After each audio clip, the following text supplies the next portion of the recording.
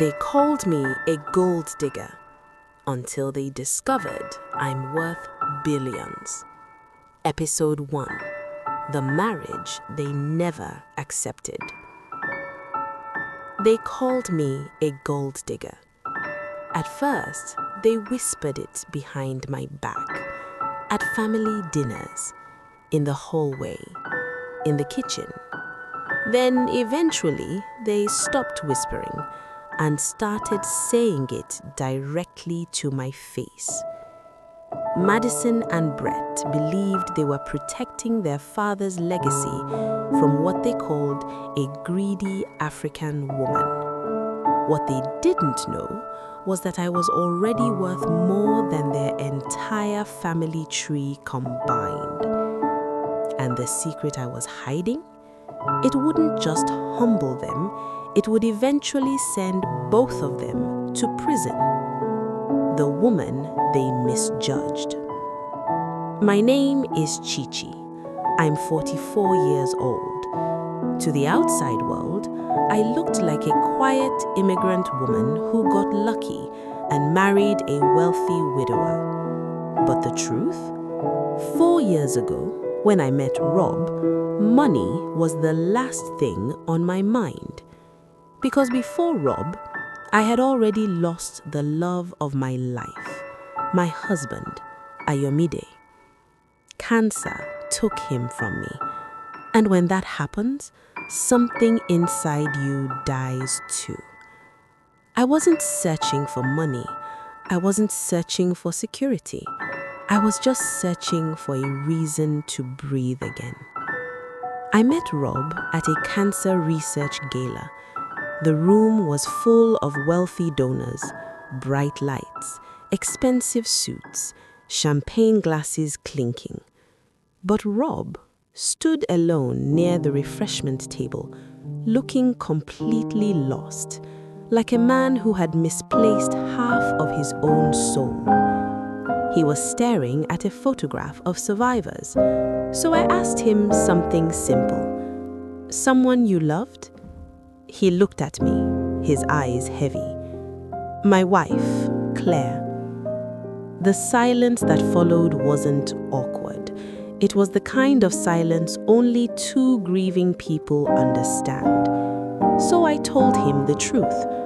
My husband, Ayomide. And suddenly, everything else disappeared.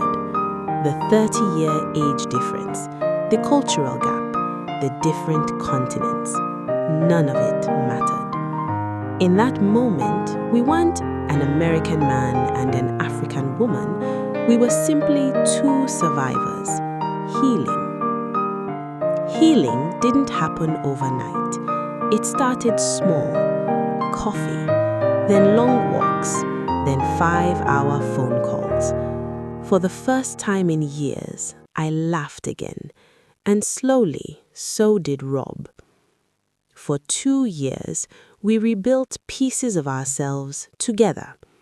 Until one autumn afternoon, under a sky filled with falling leaves, Rob asked the question, Chichi, I know our lives didn't begin together, but I would love for them to continue together. Will you marry me? And I said yes. Not because of his money, not because of his house. I said yes because for the first time in years, someone truly saw me.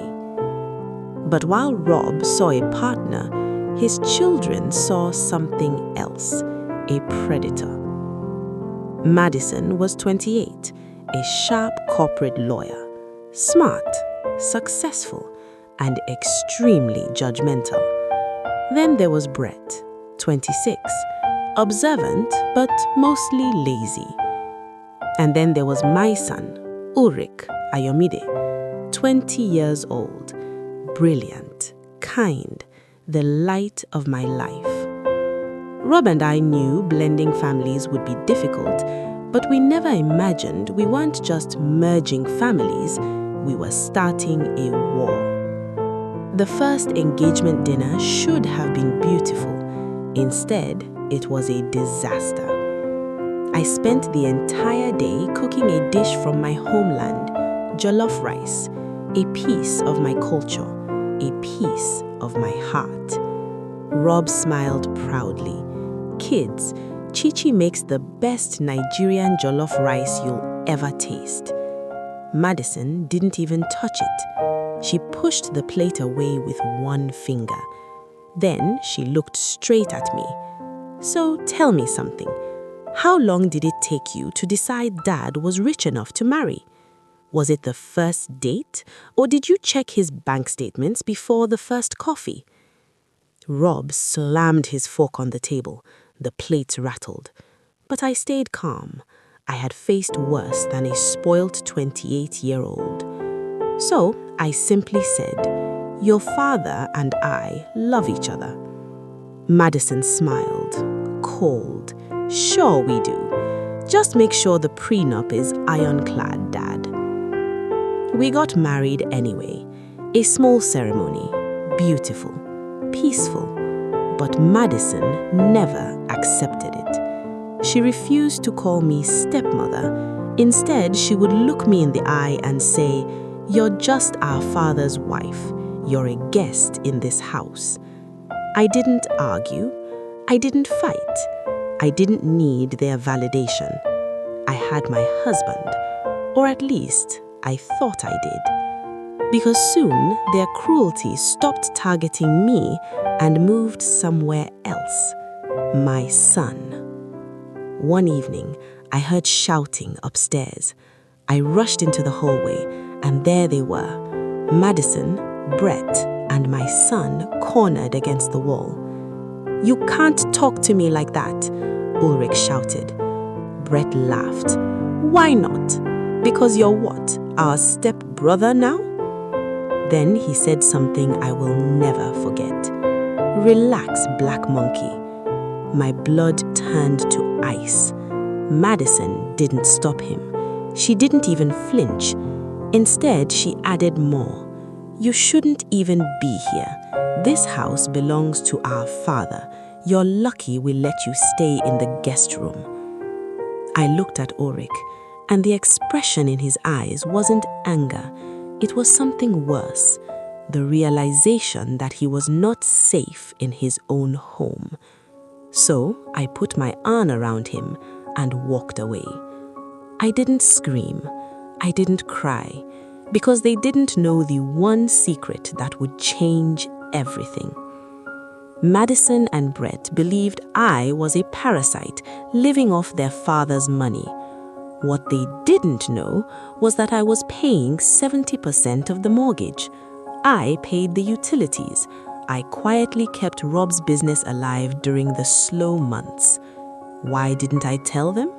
Because people with real power don't need to shout. Before I ever met Rob, I was already a CEO in Lagos. I owned properties across 2 continents, millions in real estate, millions in investments. Rob knew that. He loved that about me. But he also loved that with him, I didn't want to be Chichi the mogul. I wanted to be Chichi the wife.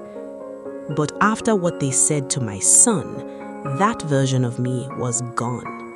Madison and Brett believed they were the predators in this house. They had no idea they had just awakened a sleeping lion. Soon, their greed would push them to try and steal what they believed was their inheritance, and in the process, they would commit a crime that would change their lives forever. Next time, Madison discovers who really owns the ground she walks on, and the trap finally snaps shut.